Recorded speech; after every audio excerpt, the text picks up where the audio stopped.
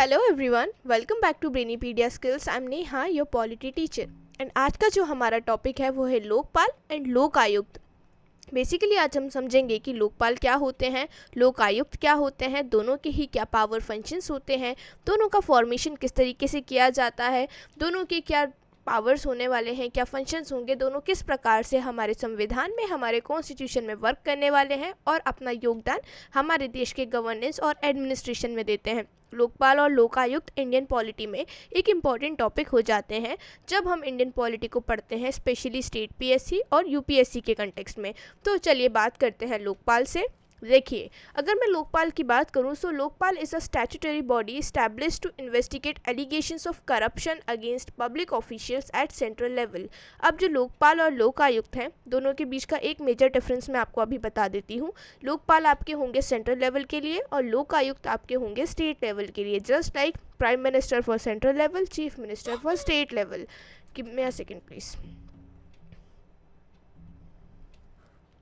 Yes, so यहाँ पे लोकपाल और लोकायुक्त जो हैं, दोनों के बीच का एक मेजर डिफरेंस जो होता है वो यही होता है कि हमारे जो लोकपाल हैं वो सेंट्रल लेवल के लिए काम करते हैं और जो लोकायुक्त होते हैं वो स्टेट लेवल के लिए कार्य करते हैं।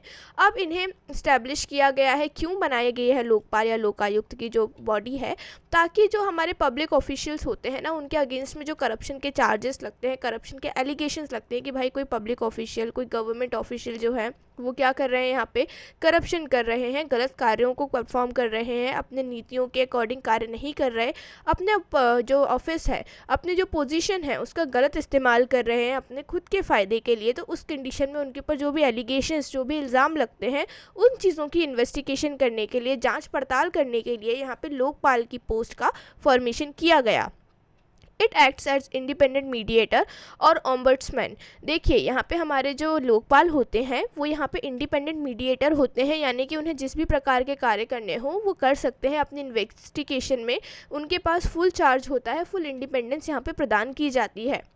अब यहाँ पे जो लोकपाल हैं, इनका जो मेजर कार्य है, मेन एम होता है लोकपाल की पोस्ट का, ये तो हमें समझ आ चुका है कि लोकपाल का क्या कार्य है। लोकपाल जो हमारे पब्लिक ऑफिशियल्स हैं उनके खिलाफ जो करप्शन के एलिगेशंस लगते हैं, चार्जेस लगते हैं, उस चीज़ की जांच पड़ताल करने के लिए, उस चीज़ को इन्वेस्टिगेट करने के लिए यहाँ पे इनकी पोस्ट का फॉर्मेशन किया गया। एंड देन यदि मैं इसके कुछ बैकग्राउंड की बात करूं कि भाई ये जो पूरा कंसेप्ट है लोकपाल का या फिर ऑम्बड्समैन का, जिसे हम इंग्लिश में ऑम्बड्समैन, हिंदी में हमारा लोकपाल बोलते हैं, इसका क्या पूरा का पूरा बैकग्राउंड रहा, कहाँ से इनकी पोस्ट का ओरिजिनेशन हुआ, तो the concept of ombudsman originated in Sweden in 1809। अगर ये जो पूरा कंसेप्ट है ना लोकपाल या फिर इंग्लिश में ऑम्बड्समैन का, ये जो पूरा कंसेप्ट था स्वीडन में ओरिजिनेट हुआ था इन द ईयर 1809।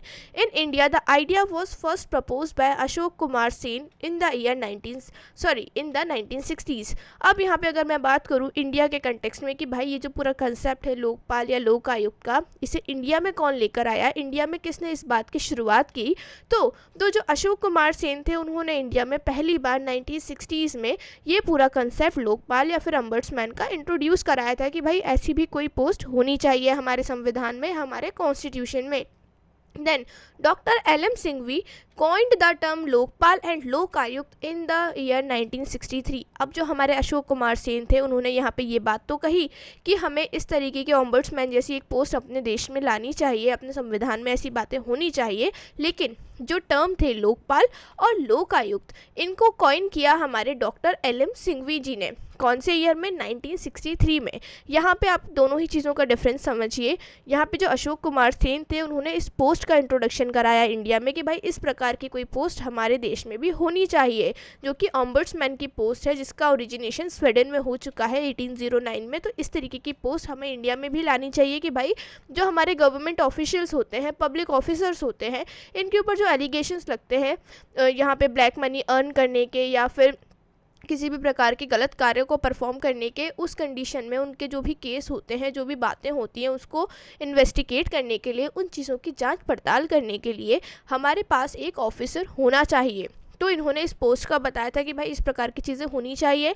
लेकिन यहाँ पे जो नाम है ना, जिन नामों से आज हम इन दोनों ही ऑफिसर्स को जानते हैं, लोकपाल और लोकायुक्त, यहाँ पे ये लोकपाल और लोकायुक्त की जो टर्म है, इन्हें L.M. सिंघवी जी ने कॉइन किया था, खोजा था। कौन से ईयर में? 1963 में। उम्मीद करती हूँ इतनी बातें आपको समझ में आई होंगी। नेक्स्ट हम बात करते हैं the first administrative reform commission 1966 recommended the establishment of Lokpal at central level and Lokayukta at the state level. अब मैं बात करूँ सेंट्रल और स्टेट लेवल पे लोकपाल एंड लोक आयुक्त का फॉर्मेशन किस तरीके से हुआ, तो first administrative reform commission I in the year 1966। इन्होंने रिकमेंड किया कि सेंट्रल लेवल पे हमें लोकपाल का फॉर्मेशन करना चाहिए, इस्टेब्लिशमेंट करना चाहिए। वहीं जो हमारा स्टेट लेवल है, राज्यों के स्तर पे हमें लोक आयुक्त का फॉर्मेशन करना चाहिए। The Lokpal and Lok Ayukt Act was passed in 2013 after the Anna Hazare led anti corruption movement.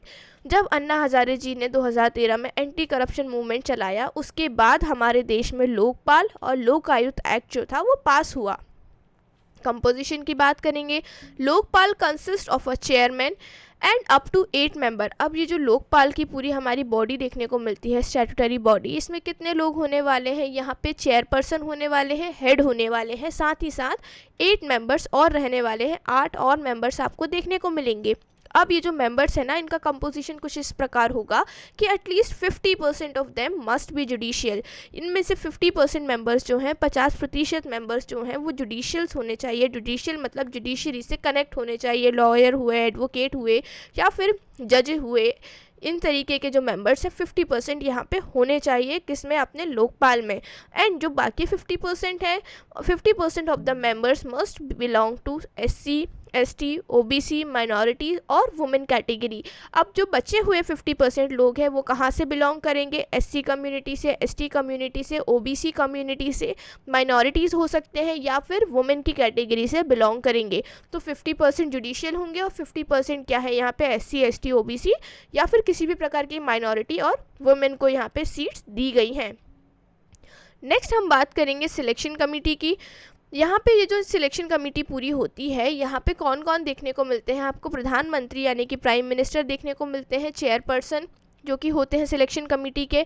फिर इसके बाद लोकसभा के जो स्पीकर होते हैं वो होते हैं, अपोजिशन के जो लीडर होते हैं लोकसभा में वो आपको यहाँ पे सिलेक्शन कमेटी में देखने को मिलेंगे। चीफ जस्टिस ऑफ इंडिया देखने को मिलेंगे, और अगर चीफ जस्टिस नहीं तो चीफ जस्टिस जिस भी जज का नाम नॉमिनेट करेंगे वो जज आपको यहाँ पे सिलेक्शन कमेटी में देखने को मिलेंगे। देन इसके बाद an eminent jurist nominated by the president के द्वारा एक एमिनेंट ज्यूरिस्ट, एक प्रसिद्ध ज्यूरिस्ट जो है वो रिकमेंड किए जाएंगे सिलेक्शन कमेटी के लिए। तो ये सारे ही लोग आपको सिलेक्शन कमेटी में देखने को मिलेंगे। देन ज्यूरिस्डिक्शन की मैं यदि बात करूं, covers the prime minister with exception for certain matters like international relation, security etcetera. अब जो हमारे लोकपाल है इनका ज्यूरिस्डिक्शन कहाँ तक जाता है भाई, ये किस किस कंडीशन में, किस किस ऐसे कौन कौन से गवर्नमेंट ऑफिसर्स हैं और पब्लिक ऑफिशियल्स हैं, स्पेशली पब्लिक ऑफिशियल्स जिनके जो केसेस होते हैं, जिनके ऊपर लगे हुए जो एलिगेशंस होते हैं उन पे ये इन्वेस्टिगेशन कर सकते हैं, जांच पड़ताल कर सकते हैं। तो ये जो इनका क्राइटेरिया होता है वो प्रधानमंत्री तक जाता है। लेकिन कुछ एक्सेप्शंस होते हैं, जैसे कि इंटरनेशनल रिलेशन हुआ, सिक्योरिटी आदि हुआ, उन चीज़ों को छोड़ के ये प्रधानमंत्री के ऊपर लगे हुए एलिगेशंस पे इन्वेस्टिगेशन कर सकते हैं। साथ ही साथ जो मिनिस्टर्स होते हैं, काउंसिल ऑफ मिनिस्टर्स देखने को मिलते हैं, सेंट्रल मिनिस्टर्स हमें देखने को मिलते हैं जिनके पास अलग अलग पोर्टफोलियोज होते हैं। यदि उनके ऊपर किसी भी प्रकार के करप्शन के एलिगेशंस लगते हैं तो लोकपाल के पास ये अधिकार होता है, ये पावर, ये अथॉरिटी होती है कि वो उनके केस में उनके एलिगेशंस के ऊपर इन्वेस्टिगेशन कर सकें। MPs के ऊपर कर सकते हैं ये इन्वेस्टिगेशन, MP मतलब member of parliament, and central government officials, और हमारी केंद्र सरकार के जितने भी ऑफिशियल्स होते हैं उन सभी के ऊपर यदि किसी भी प्रकार के एलिगेशंस लगाए जाते हैं, करप्शन के रिगार्डिंग किसी भी प्रकार के इल्ज़ाम लगते हैं, तो यहाँ पे हमारे लोकपाल के पास ये अधिकार होता है, ये अथॉरिटी होती है कि वो इन सभी के मैटर्स में, इन सभी के जो भी केस होते हैं, जो भी एलिगेशंस लगाए जाते हैं उसमें इन्वेस्टिगेशन कर सकते हैं, जाँच पड़ताल कर सकते हैं। बेसिकली इनका काम ही यही होता है कि यहाँ पे जो भी ऑफिसर्स हैं हमारे सेंट्रल लेवल पे, उनके ऊपर यदि कोई करप्शन का केस लगाया जा रहा है, करप्शन के एलिगेशंस लग रहे हैं, इल्ज़ाम लग रहे हैं कि इस पर्टिकुलर नेता ने यहाँ पे करप्शन किया है, ब्लैक मनी को अर्न किया है, अपनी पावर का, अपनी पोस्ट का मिसयूज़ किया है, देन उस कंडीशन में लोकपाल का यही काम होता है कि वो उस पूरे मैटर में गो थ्रू करें, लुक इनटू करें, जांच पड़ताल करें, समझें कि भाई यहाँ पे क्या चीज़ें हो रही हैं, उसकी सही तरीके से इन्वेस्टिगेशन करें और जो सच है वो सभी के सामने लेकर आएँ। देन पावर्स की मैं बात करना चाहूँगी। जो हमारे लोकपाल हैं इनकी क्या पावर्स होती हैं। Lokpal has power of superintendence over investigation. अब जो हमारी इन्वेस्टिगेशन होती है उसकी सभी पावर्स आपको लोकपाल के पास देखने को मिलेंगी। जो मेजर पावर होती है, जो एक्चुअल पावर को होल्ड करते हैं, वो होते हैं हमारे Lokpal. It can authorize searches and seizures. अब यहाँ पे किसी भी प्रकार की सर्च करना है, चीज़ों को खोजबीन करना है, किसी भी प्रकार की चीज़ों पर रोक लगानी है, तो यहाँ पे लोकपाल के पास अधिकार है। यदि लोकपाल चाहे तो इन्वेस्टिगेशन के दौरान किसी भी प्रकार की सर्चिंग जो है उसे अलाउ कर सकते हैं कि भाई आप जाके यहाँ पे सर्च कीजिए, किसी का ऑफिस सर्च कीजिए, किसी के ऑफिस को सीज़ कर दीजिए, किसी के बैंक अकाउंट्स को सीज़ कर दीजिए, क्योंकि हमें लगता है कि यहाँ पे ये इंसान करप्ट हो सकता है। तो ये जो सारी अथॉरिटीज़ होती हैं, पावर्स होती हैं, यहाँ पे आपको लोकपाल के पास देखने को मिलेंगी।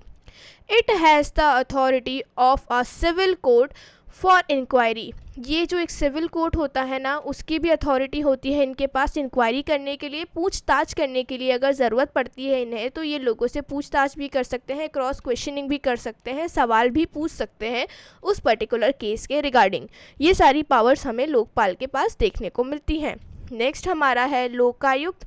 अब जो लोकायुक्त होते हैं इनके बारे में बात करेंगे, और जो हमारे लोकायुक्त होते हैं ये लोकपाल से कैसे अलग होते हैं, कैसे डिफरेंट होते हैं, ये बात हम करेंगे। देखिए, जो डेफिनेशन की यदि मैं बात करूं लोकायुक्त की, so Lokayukta is the state level counterpart of Lokpal. देखिए भाई, जो हमारे लोकायुक्त हैं ये कुछ खास अलग नहीं है, ये बिल्कुल ही सेम टू सेम फोटोकॉपी होने वाले हैं लोकपाल की, लेकिन स्टेट के लेवल पे।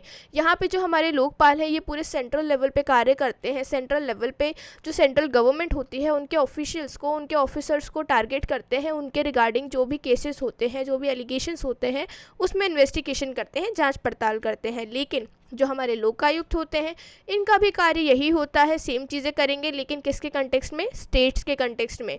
ये सेंट्रल लेवल पे या फिर अपनी स्टेट के बाहर जाके ये सारे कार्य नहीं कर सकते। Establish to investigate corruptions allegations against state public official. अब जो हमारे लोकायुक्त हैं इनका जो इस्टेब्लिशमेंट है वो इसीलिए किया गया ताकि जो हमारे स्टेट पब्लिक ऑफिशियल्स हैं, स्टेट में कार्य करने वाले जो भी राजनेता हैं, स्टेट गवर्नमेंट के जो भी ऑफिशियल्स हैं, जो भी ऑफिसर्स हैं, उनके अगेंस्ट यदि करप्शन के कोई एलिगेशंस लगते हैं, कोई चार्जेस लगते हैं, तो उस कंडीशन में जो जांच पड़ताल की अथॉरिटी है, जो पावर है, वो किसके पास है, लोकायुक्त के पास है। देन यहाँ पे नेक्स्ट मैं बात करना चाहूँगी बैकग्राउंड के बारे में। अब हम समझेंगे कि भाई ये जो हमारे लोकायुक्त हैं इनका क्या बैकग्राउंड है। Lokayukta was recommended alongside Lokpal by the first administrative reform commission. अभी हमने पहले बात करी कि लोकपाल और लोकायुक्त का जो फॉर्मेशन था, जो इस्टेब्लिशमेंट था, उसका रिकमेंडेशन दिया था फर्स्ट एडमिनिस्ट्रेटिव रिफॉर्म कमीशन ने। तो दोनों के ही जो रिकमेंडेशंस थे वो तो साथ दिए गए थे। देन इसके बाद state have the freedom to frame their own laws regarding Lokayukta. अब जो हमारे देश के राज्य होते हैं उनके पास ये फ्रीडम होती है, ये अधिकार होता है कि लोकायुक्त के रिगार्डिंग जो भी रूल्स हैं ना, जो भी लॉज हैं, वो खुद से फ्रेम कर सकते हैं, डिसाइड कर सकते हैं कि हमारे राज्य का लोकायुक्त किस तरीके से कार्य करेगा, किस प्रकार के पावर होंगे। ये अधिकार हर राज्य के पास होता है कि वो अपने रिस्पेक्टिव लोकायुक्त के जो कार्य होते हैं, जो फंक्शंस होते हैं, उन्हें डिसाइड कर सकते हैं, उन्हें अपने अकॉर्डिंग फ्रेम कर सकते हैं, अपनी ज़रूरतों के अकॉर्डिंग उन्हें बना सकते हैं। देन इसके बाद यहाँ पे कंपोजिशन की मैं बात करना चाहूँगी। Varies by state but generally includes a chairperson and members with judicial and administrative experience। अब जो कंपोजिशन होता है हर राज्य का अलग अलग देखने को मिलता है, लेकिन यदि मैं बात करूं कि जनरली जो हमें कंपोजिशन हर राज्य में देखने को मिलेगा वो होगा चेयरपर्सन होंगे, हेड होंगे, और उसके साथ साथ मेंबर्स देखने को मिलेंगे। और वो मेंबर्स भी कहाँ से, जुडिशियल और एडमिनिस्ट्रेटिव एक्सपीरियंस के साथ, मतलब जुडिशरी से मेंबर्स बिलोंग करेंगे, साथ ही साथ उन्हें एडमिनिस्ट्रेशन का भी एक्सपीरियंस होना चाहिए। तो ये कुछ बातें हैं जो हर राज्य के लोकायुक्त में आपको कॉमन देखने को मिलेंगी। अपार्ट फ्रॉम दिस, हर राज्य के जो लोकायुक्त होंगे वो अलग अलग होंगे, अलग अलग कंपोजिशन आपको देखने को मिलेगा। किसी राज्य में कम मेंबर्स होंगे, किसी में ज़्यादा होंगे, क्योंकि ये जो अथॉरिटी है, ये जो पावर है हर राज्य के पास है कि वो अपने राज्य के लोकायुक्त के रिगार्डिंग जो लॉ फ्रेमिंग है वो कर सकते हैं। लोकायुक्त में कितने मेंबर्स होंगे, कितने नहीं, वो कहाँ से बिलोंग करेंगे, 50% कहाँ से होंगे, 60% कहाँ से होंगे, बेसिकली जितने भी डिसीजंस होते हैं यहाँ पे राज्यों के हाथ में होते हैं, राज्यों के अधिकार में होते हैं कि राज्य इस बात को डिसाइड कर सकते हैं कि वो अपने यहाँ के लोकायुक्त को किस तरीके से फ्रेम करना चाहते हैं। नेक्स्ट मैं बात करना चाहूँगी ज्यूरिसडिक्शन की, कि भाई इनका ज्यूरिसडिक्शन कहाँ तक जाता है। तो their jurisdiction covers state government officials and public servant। यहाँ पे इनके स्टेट गवर्नमेंट के जो ऑफिशियल्स होते हैं, चीफ मिनिस्टर हुआ, जो हमारे स्टेट काउंसिल ऑफ मिनिस्टर हो गए, MLA हो गए, यहाँ तक जाएगा। एंड अपार्ट फ्रॉम दैट जो हमारे स्टेट पब्लिक सर्वेंट होते हैं, पब्लिक ऑफिसर्स होते हैं, उन तक जाएगा। बेसिकली स्टेट के रिगार्डिंग में जितने भी हमारे गवर्नमेंट ऑफिसर्स होते हैं या फिर पब्लिक ऑफिशियल्स होते हैं, पॉलिटिकल लीडर्स जो कि हमारी रूलिंग पार्टी के लीडर्स होते हैं, गवर्नमेंट स्टेट गवर्नमेंट के जो भी मेंबर्स होते हैं, उन तक जाता है। और उनके अगेंस्ट में यदि कोई भी करप्शन के चार्जेस लगते हैं, एलिगेशंस लगते हैं, इल्ज़ाम लगाए जाते हैं कि भाई इस पर्टिकुलर राजनेता ने जो है करप्शन को परफॉर्म किया है, जो राज्य के पैसा है, राज्य की मनी है, राज्य के जो भी रिसोर्सेज हैं उसे अपने फ़ायदे के लिए इस्तेमाल किया है, देन उस कंडीशन में लोकायुक्त क्या करेंगे, उस पर्टिकुलर मैटर में गो थ्रू करेंगे, लुक इनटू करेंगे, जांच पड़ताल करेंगे, इन्वेस्टिगेशन करेंगे सही तरीके से, और जो सही डिसीजन है एक कि हाँ भाई इस इंसान ने करप्शन किया है या फिर नहीं, उस चीज़ को लाके सबके सामने पेश करेंगे। देन सिग्निफिकेंस की यदि मैं बात करूँ तो Lokayukta ensures accountability and transparency in the state government. अब मैं यहाँ पे जो लोकायुक्त होते हैं ना, ये अकाउंटेबिलिटी यानी भरोसे को और ट्रांसपेरेंसी यानी पारदर्शिता को बनाए रखते हैं स्टेट गवर्नमेंट में। क्योंकि जब तक लोकायुक्त की पोस्ट है, हमें पता है कि यदि हम किसी भी प्रकार से करप्शन करेंगे तो यहाँ पे हमारे अगेंस्ट जांच पड़ताल होगी, हमारे अगेंस्ट केस हो सकते हैं, हमारे अगेंस्ट कड़ी कार्रवाई हो सकती है। तो इसके कारण जो करप्शन के केसेस हैं उसमें काफ़ी राहत देखने को मिलती है। हालांकि apart from that reality is something else. But अगर मैं यहाँ पे कॉन्स्टिट्यूशनली बात करूँ, इंडियन पॉलिटी के कंटेक्स्ट में बात करूँ, तो जो लोकायुक्त की पोस्ट होती है ना, वो यहाँ पे इस बात को इंश्योर करती है कि हमारे राज्य की सरकार में ट्रांसपेरेंसी यानी कि पारदर्शिता बनी रहे, साथ ही साथ जो गवर्नमेंट ऑफिशियल्स हैं उनके बीच में करप्शन हमें देखने को ना मिले। की फीचर्स की मैं बात करना चाहूँगी लोकपाल और लोकायुक्त के।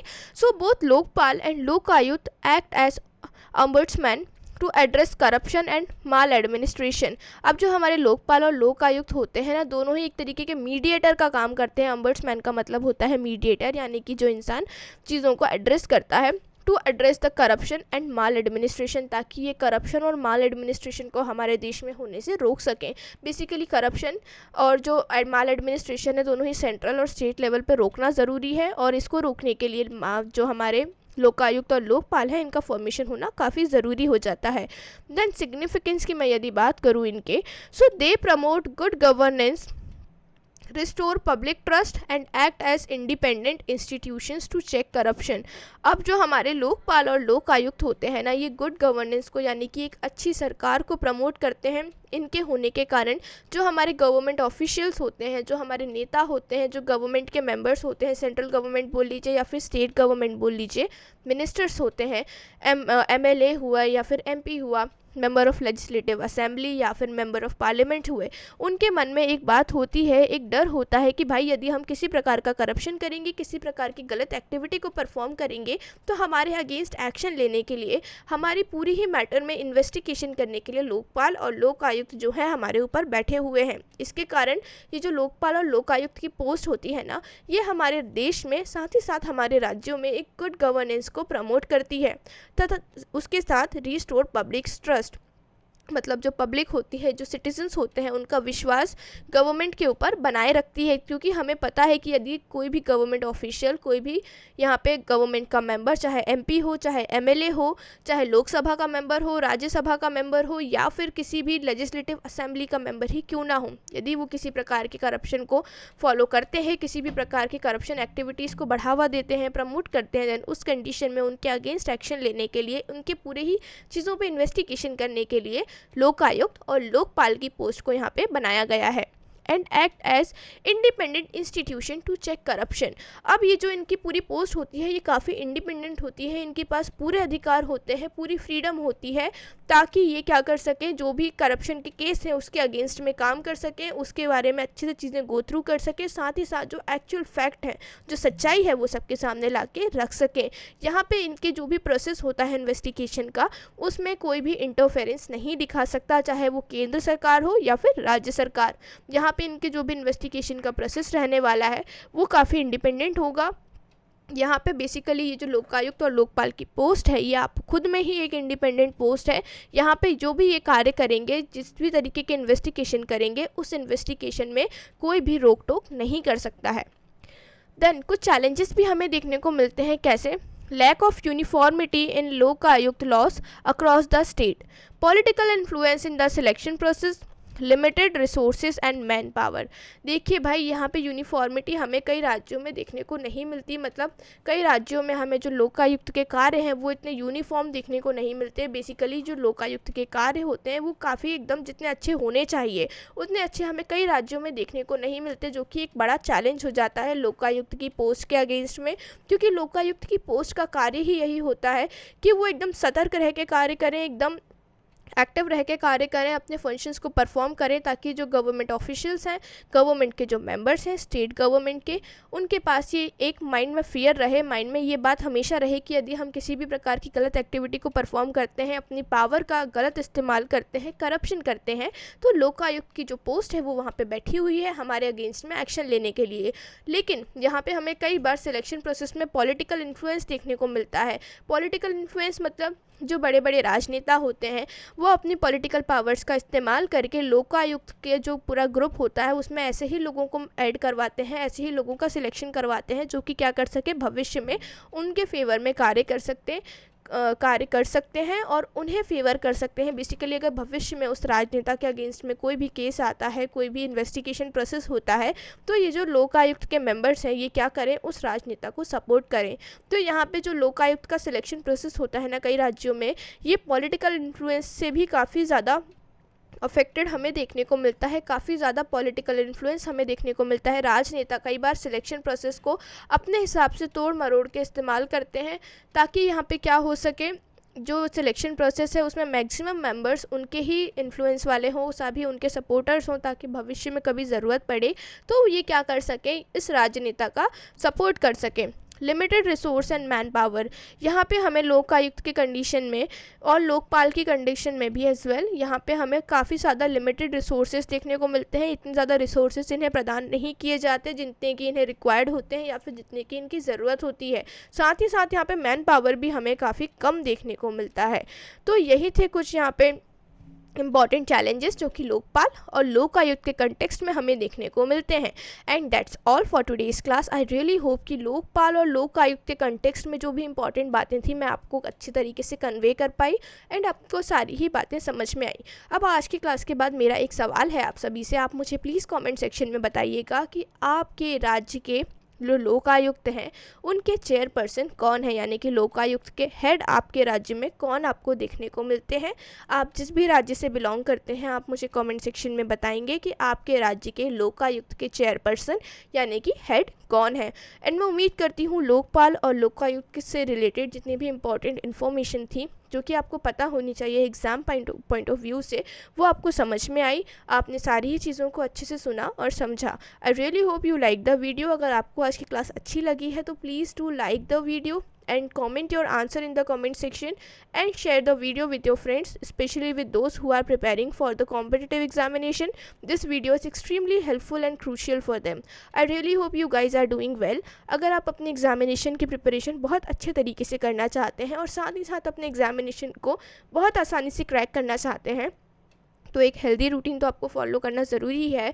आपको चीज़ों को गो थ्रू करना होगा, आपको अच्छा स्टडी टाइम टेबल बनाना होगा, चीज़ों को सही तरीके से पढ़ना होगा, समझना होगा और साथ ही साथ एक बहुत इंपॉर्टेंट चीज़ हो जाती है जो मैं हमेशा अपनी क्लास के बाद बोलती हूँ, आज भी बोलना चाहूँगी, पढ़ना ही ज़रूरी नहीं है, you should stay healthy and stay happy as well. क्योंकि अगर आप अच्छे से रहेंगे, हेल्दी रहेंगे, खुश रहेंगे तो आप अपनी प्रिपरेशन को और अच्छे से बूस्ट कर सकते हैं। तो I really hope you all are healthy and you guys are happy as well. So I would just say one thing to you all, that if you want to crack your examination in a better way, in a fun way, of course you should enjoy every single thing in your life. So this process you should be enjoying right now. So you should always stay healthy and stay happy. And at last I would like to thank you for watching the video. Thanks for watching.